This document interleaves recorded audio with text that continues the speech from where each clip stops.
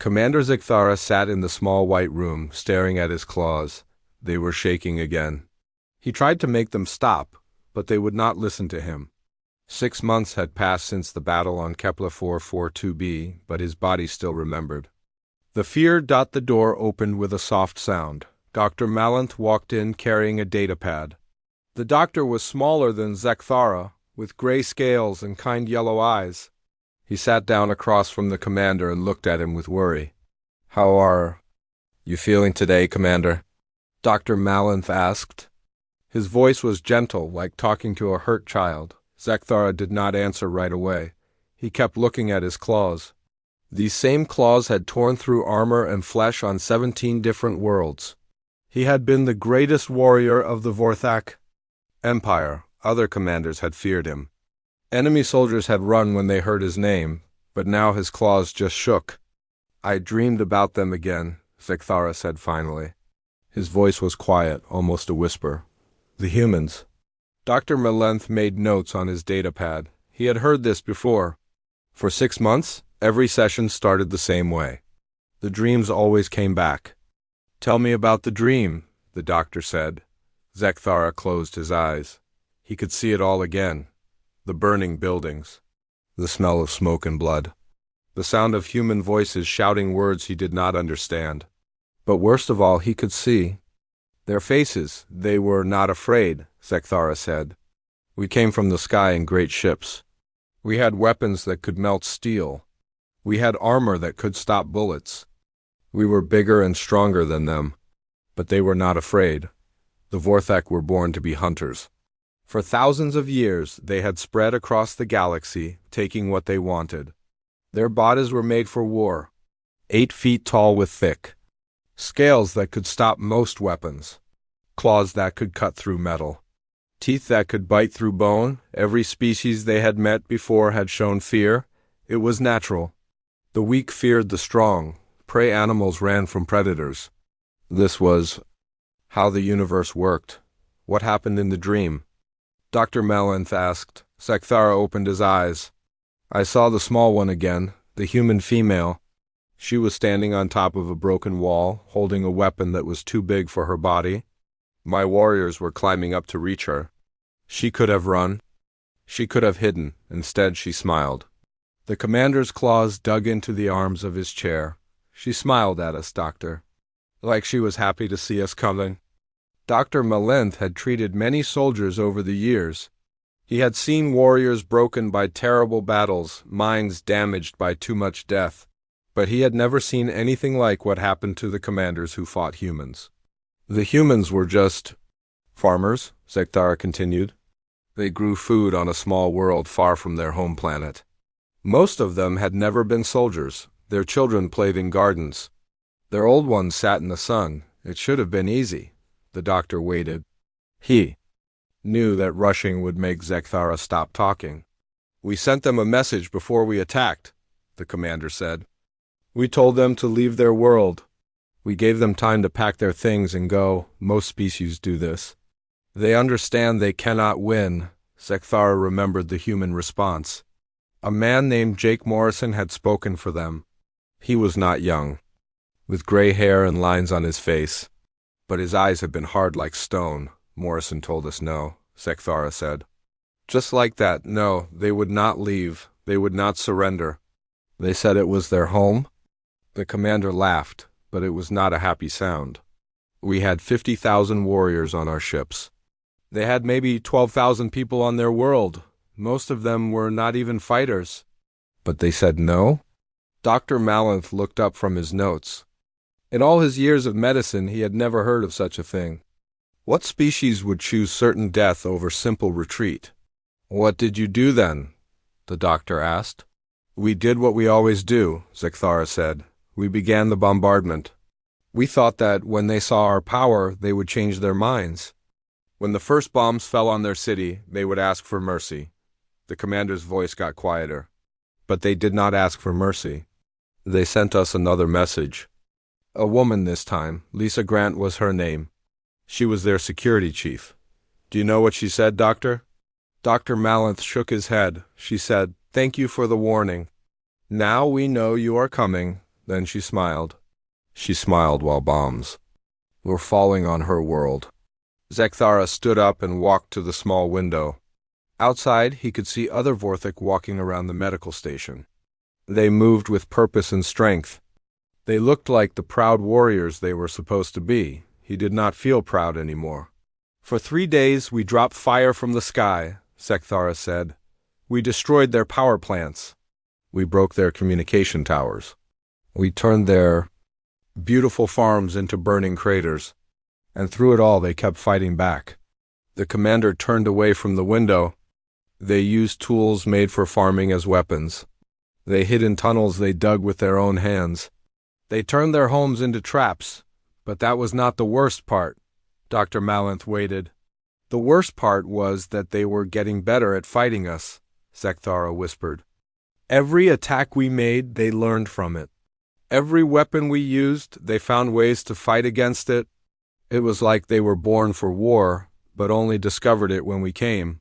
The session continued for another hour, but Zekthara's mind kept going back to the same thing. The thing that had broken him. The thing that made his claws shake and his sleep full of nightmares. The humans had not just fought them. They had enjoyed it.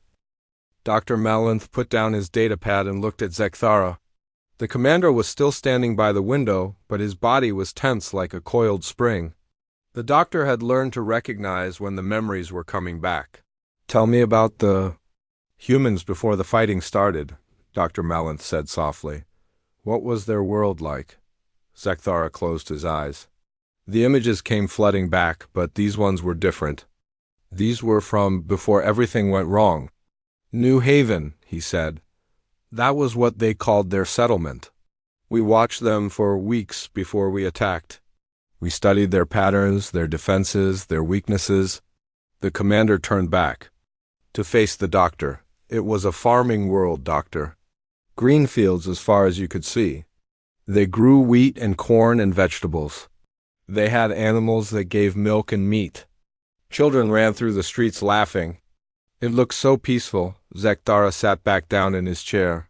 His claws had stopped shaking, but now they were gripping the armrests tightly. We thought it would be like all the others, he continued. Most species see our ships coming and they panic. They try to call for help or they start running away. But the humans did something different. The memory was clear in his mind. The Vorthak fleet had dropped out of hyperspace at the edge of the Kepler 442 system.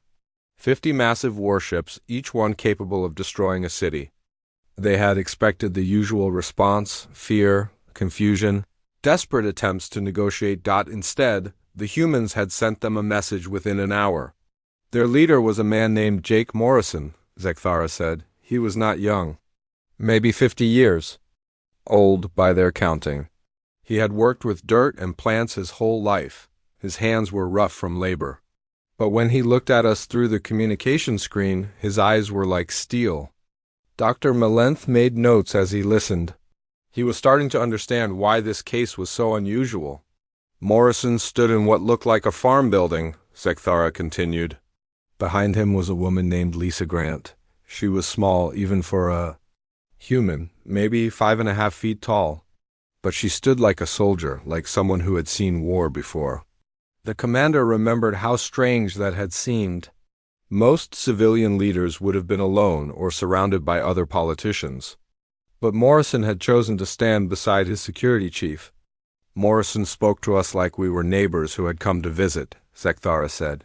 He was calm, polite even. He said they knew why we were there. They understood we wanted their world. But then he said something I had never heard before. Doctor. Malanth leaned forward. What did he say? He said this was their home, and they were not leaving. The doctor blinked in surprise. Just like that? Just like that, Zekthara confirmed.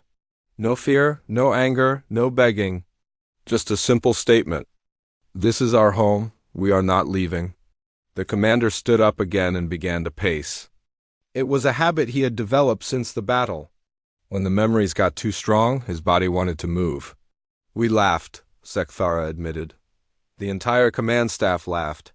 Here was this small human, standing in a farm building, telling the Vorthak Empire no. It was like a mouse threatening a tiger. But even as they laughed, something had bothered Zekthara about the human's message. Morrison had not seemed surprised to see them. He had not asked who they were or what they wanted. It was like he had been expecting them. "I sent them our standard demands," the commander continued. "Surrender the world. Evacuate all personnel within 48 hours. Comply or face destruction." Every species had always chosen evacuation. Dr. Malanth was writing quickly now. What was their response? They sent another message 6 hours later. This time it was Lisa Grand who spoke. She stood in the same place. But now there were more people behind her, humans of all ages. Farmers, mechanics, teachers, doctors. They all stood together like they had made some kind of decision. Zekthara remembered Grant's face clearly. She was not beautiful by human standards, he thought. Her hair was starting to turn gray and she had scars on her hands. But there was something about the way she looked at the camera that made him uncomfortable. "Grant thanked us for the warning," he said. "She said it gave them time to prepare. Then she told us something that made no sense. The doctor waited," she said. "They had voted. All 12,000 humans on the world had voted. They could have left. There were transport ships available. Other human colonies had offered to take them. But they voted to stay and fight." Dr. Malanth stopped writing. "All of them?" "All of them," Zekthara confirmed. "Even the ones with children. Even the old ones who could barely walk. They all chose to stay and face us." The commander sat back down heavily. "That was when I started to feel the first doubt. What kind of species chooses certain death over simple retreat? What kind of parents vote to put their children in danger?" But the strangest part was still coming. At the end of her message, Grant smiled. Zekthara said, "Not a scared smile or a fake brave smile. A real smile, like she was genuinely happy about something." Then she said words that still echo in my dreams. Dr. Malanth looked up from his notes. She said, "We know what you are and what you can do. But you do not know what we are. You're about to find out." The room was quiet for a long moment. Outside, they could hear the normal sounds of the medical station, footsteps in the hallway, voices having normal conversations. The hum of machinery keeping them all alive in the darkness of space. But inside the therapy room, both the doctor and the patient were thinking about a small human woman standing in a farm building, smiling at an invasion fleet. "When did you realize they were serious?" Dr. Malanth asked finally. Zekthara laughed, but it was a bitter sound. "When we started the bombardment and they shot back." "Not with military weapons, Doctor. With farm equipment they had turned into guns. Tractors they had covered with metal plates. Irrigation pipes they had filled with explosives." The commander looked out the window again. "That was when I understood we were not fighting farmers anymore. We were fighting humans. And I was about to learn there is a very big difference." Dr. Malanth watched as Zekthara began to shake again. The commander's claws were digging into the chair so hard they were leaving marks in the metal. The memories of the actual fighting were always the hardest part of these sessions. "Take your time," the doctor said gently. "Tell me about the ground assault." Zekthara took a deep breath. "We landed at dawn. 500 of my best warriors, elite soldiers who had conquered worlds. We came down in drop pods like falling stars, ready to finish what the bombardment had started." The commander's voice was steady, but his eyes were far away. The human settlement looked broken from the air. Burning buildings, craters where our bombs had hit, smoke everywhere. We thought they would surrender as soon as they saw us. "Doctor." Malanth made notes quietly, letting the patient tell his story at his own pace. "Our armor was the best the Empire could make," Zekthara continued. "Energy shields, plasma weapons, sensors that could see through walls. Each of my warriors was worth 10 normal soldiers. We had fought on 17 worlds and never lost a single battle." The commander stood up and walked to the far wall. "The first sign something was wrong came when we reached the outer farms.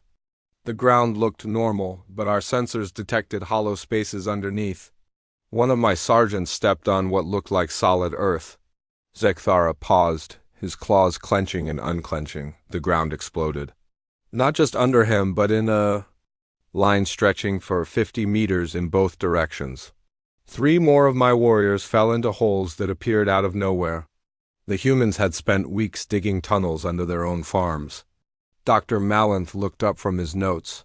They destroyed their own land? They destroyed everything, Zekthara said. Their homes, their fields, their whole way of life. Just to make traps for us. What kind of species does that? The commander turned back to face the doctor. But that was just the beginning. As we advanced, the real fighting started. And that was when I met Pete Rodriguez. The name seemed to stick in Zekthara's throat. Rodriguez was a mining engineer. Small human, maybe 40 years old. He had spent his whole life digging holes in the ground and setting off explosives to break rocks. The commander sat back down heavily. Rodriguez had turned the entire settlement into one giant bomb. Everywhere we stepped, something exploded. Not random explosions, Doctor. Planned ones. He was watching us, timing each blast to separate our forces and drive us into killing zones. Dr. Malenth was writing quickly now. How many casualties did you take? 50 warriors in the first hour, Zekthara said. But that was not the worst part. The worst part was realizing that Rodriguez was enjoying himself. We could hear him laughing over our communication channels. He had hacked our frequencies and was taunting us while he killed my soldiers. The commander's voice got quieter. Then we met Amy Johnson. Even saying the name seemed to cause Zekthara pain. Johnson was a mechanic. She fixed farming equipment for a living. When we found her, she was surrounded by 6 of my warriors in the ruins of a repair shop. Dr. Malenth waited as the commander gathered himself. Any sane creature would have surrendered, Zekthara said. She had no chance of escape, no hope of survival. But Johnson did not surrender. She had built some kind of explosive device from parts in her shop. When my warriors closed in on her, she triggered it. The commander's claws were shaking again. She killed herself, Doctor. And 4 of my best soldiers. She destroyed herself just to hurt us. But before the explosion, she was laughing. Laughing. Like it was the best joke she had ever heard. Dr. Malenth put down his datapad. In all his years of medicine, he had never heard of such behavior. There was a school near the center of town, Zekthara continued. A place where human children learned. We expected it to be empty, but it was not. There was a man inside named Ben Clark. He was a teacher. The commander stood up and began pacing again. Clark had barricaded himself in a classroom with nothing but a hunting rifle and maybe 50 bullets. When we tried to take the building, he started shooting. Zekthara stopped pacing and looked directly at the doctor. For 4 hours, one human with an old rifle held off an entire squad of Vorthic warriors. We had plasma cannons, energy shields, advanced armor. He had a gun that belonged in a museum. The commander's voice was full of disbelief. We kept waiting for him to run out of ammunition. We kept expecting him to surrender when he got wounded, but Clark never stopped fighting. Even when our weapons burned holes through his body, he kept shooting back. Dr. Malenth was having trouble understanding. How is that possible? I do not know, Zekthara said. When we finally broke through his defenses, we found him still holding his weapon. He had been hit 7 times by plasma fire. Wounds that should have killed him instantly. But he was still trying to reload his rifle when he died. The commander sat back down and put his head in his hands. But the worst was Danny Phillips. The name came out as barely a whisper. Phillips was 17 years old. Just a boy who helped his family grow food. When we broke through the final defensive line, he charged at us with nothing but a wrench in his hands. Zekthara looked up at the doctor with haunted eyes. He should have been terrified. He should have run away or hidden. Instead, he ran straight at a heavy weapons team, screaming like a wild animal. The commander's voice broke. They shot him, Doctor. Multiple plasma blasts that burned through his chest and arms. But he kept coming. He reached their position and started smashing their equipment with that wrench. Even as he was dying, he was destroying our weapons. Dr. Malenth sat in stunned silence. By the end of the first day, we had advanced less than a kilometer, Zekthara said. My casualties were mounting, but the humans seemed to be everywhere. Every building was a fortress. Every farmer was a soldier. Every child was a potential threat. The commander looked out the window at the stars. That night, I realized something terrible. The humans were not just defending their homes, they were having fun. Dr. Malanth could see that Zekthara was reaching the hardest part of his story. The commander had stopped pacing and was sitting completely still, staring at his hands. The doctor had learned to recognize this sign. The memories that came next were the ones that had broken the great warrior. What happened on the third day? Dr. Malanth asked softly. Zekthara was quiet for a long time. When he finally spoke, his voice was different. Smaller somehow, like a child telling about a nightmare. I found their records, he said. Personal files, journals, communication logs. Things they left behind when they moved to deeper shelters. I thought maybe understanding them would help me predict their tactics. The commander lifted his head and looked at the doctor, but understanding them made everything worse. Dr. Malanth waited, sensing that this was important.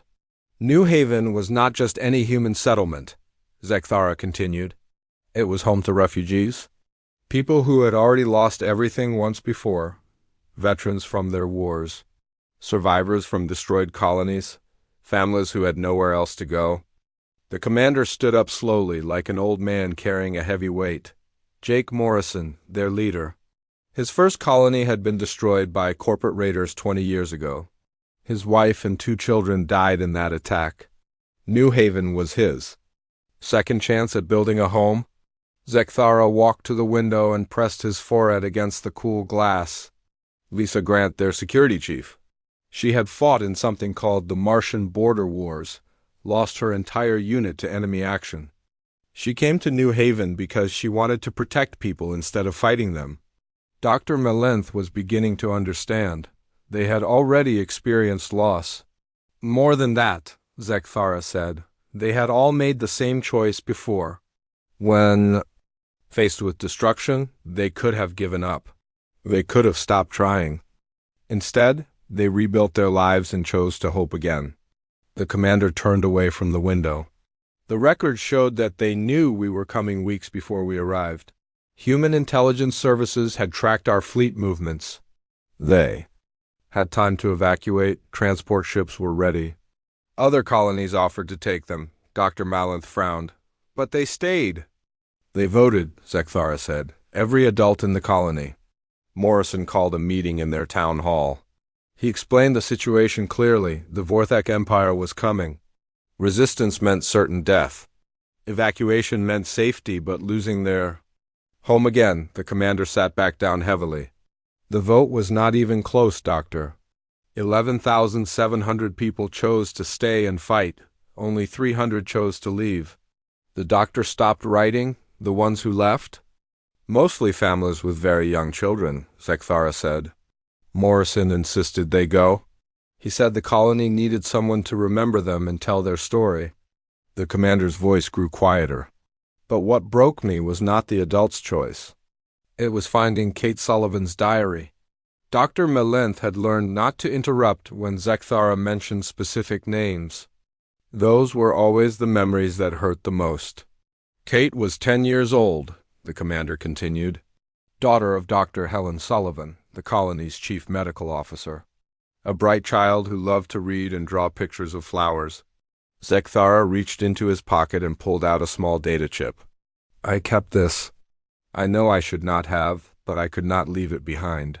The doctor looked at the chip with concern. Her diary? Her final entries, Zekthara confirmed. Written during the last week before we attacked. She wrote about helping her mother prepare the medical center for wounded people, about learning how to use the radio to coordinate with other defenders, about practicing with a weapon her father had given her. The commander's claws were shaking as he held the chip. Her last entry said, Mom says the monsters are coming tomorrow. I am scared, but Dad taught me how to help. If the monsters hurt my friends, I will hurt them back. That is what families do. Dr. Malanth felt a chill run down his spine. A child Wrote that? A 10-year-old human child, Zekthara said. She was not a soldier. She was not trained for war. She was just a little girl who loved her family and friends so much that she was willing to die to protect them. The commander put the chip back in his pocket. When we finally broke through to the medical center on the third day, Dr. Sullivan was waiting for us. She had rigged the entire building with explosives. Zekthara's voice became hollow, emotionless. 30 of my warriors entered that building looking for wounded civilians to capture. Sullivan waited until they were all inside, then detonated the charges. She killed herself and all 30 soldiers in one explosion. Dr. Malenth was writing frantically, trying to keep up with the story. But Sullivan's sacrifice was not the end, Zekthara continued. When we dug through the rubble, we found Kate. The commander stopped talking entirely. He sat in his chair, staring at nothing for almost a full minute. She was hidden in a supply closet near the main entrance, he finally said. Still alive. After the explosion. She had a homemade weapon in her hands, something her father had built from medical equipment. She was positioned to ambush anyone who survived her mother's trap.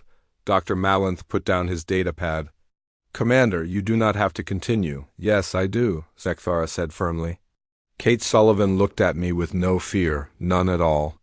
She raised her weapon and tried to shoot me.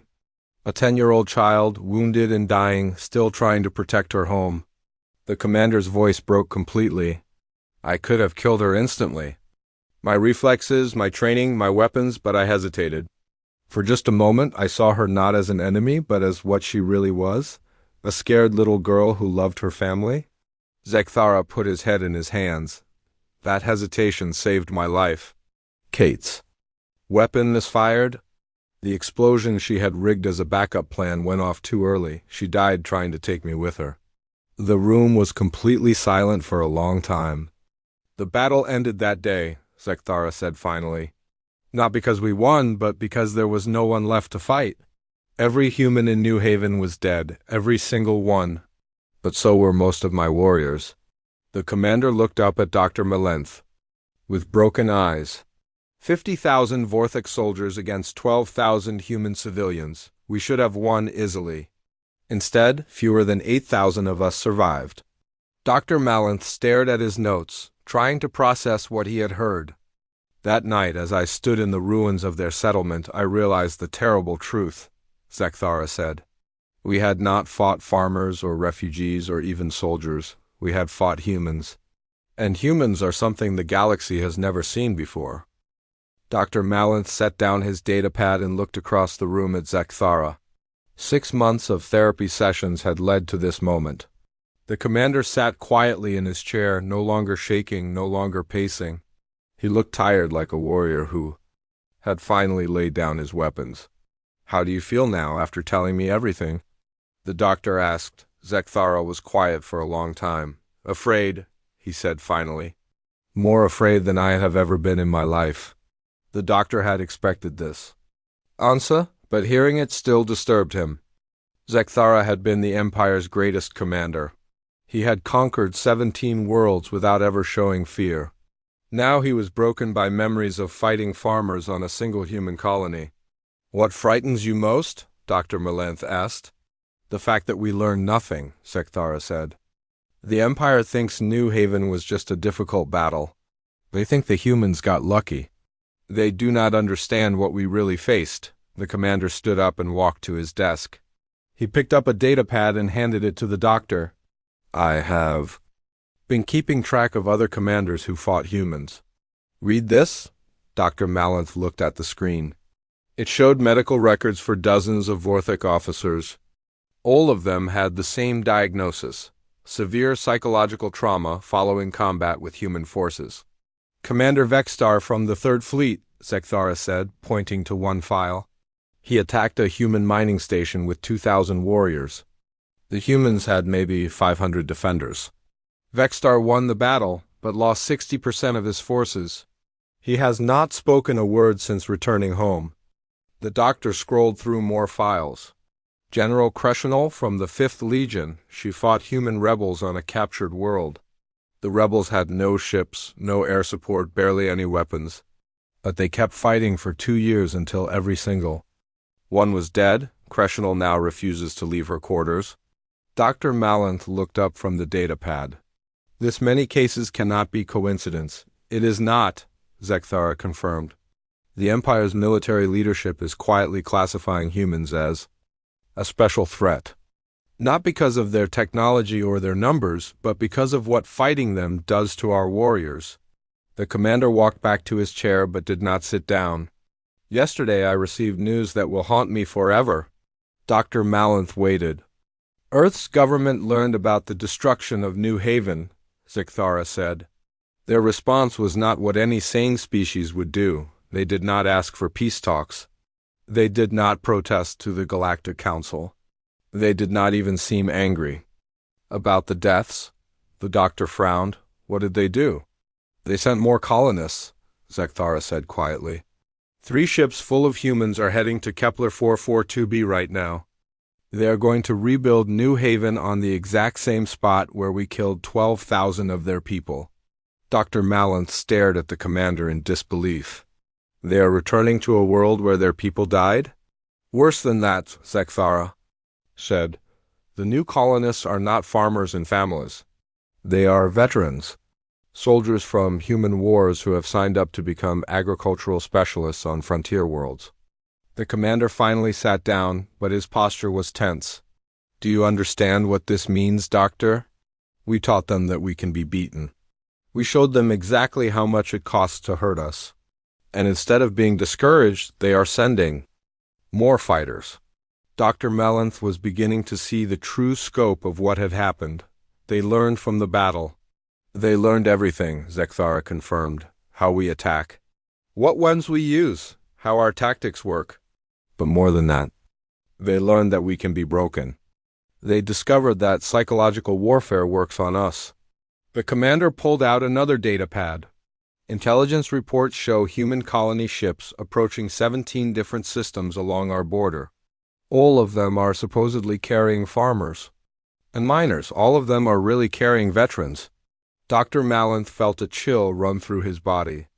The Empire will send fleets to stop them. The Empire will try, Zekthara said.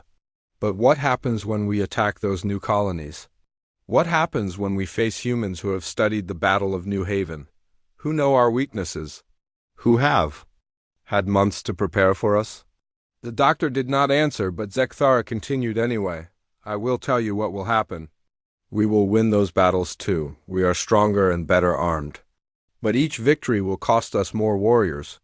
Each fight will break more commanders. Each human we kill will teach the rest of them how to fight us better. Zekthara stood up and walked to the window one last time. Outside, the medical station continued its quiet routine. Vorthak personnel went about their duties, unaware that their entire way of life was about to change. There's something else, Doctor, the commander said. Something I discovered in Kate Sullivan's diary that I have not told anyone. Dr. Malanth looked up from his notes. The humans know about our other wars, Zekthara said. They have been studying us for years. They know which species we have conquered, which worlds we have taken.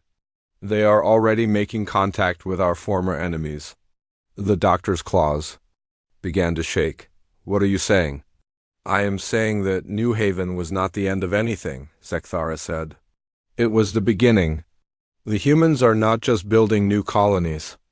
They are building an alliance. They are teaching other species how to fight us.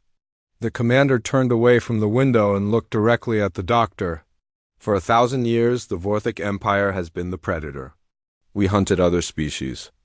Across the galaxy, we took what we wanted. We feared nothing. Zekthara walked to the door of the therapy room. But predators hunt prey, Doctor. What do you call a species that hunts predators? Dr. Malanth did not answer. Yesterday I submitted a request for reassignment to the Outer Rim, Zekthara said, as far from human space as possible. The request was denied. Do you know why?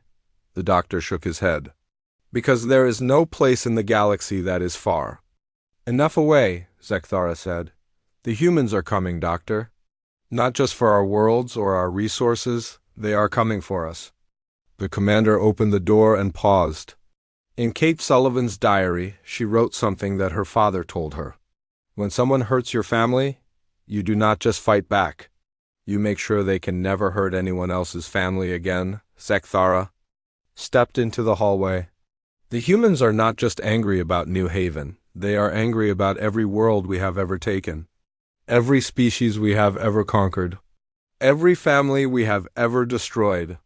The door closed with a soft sound, leaving Dr. Malanth alone in the therapy room. Outside the window, stars twinkled in the darkness of space.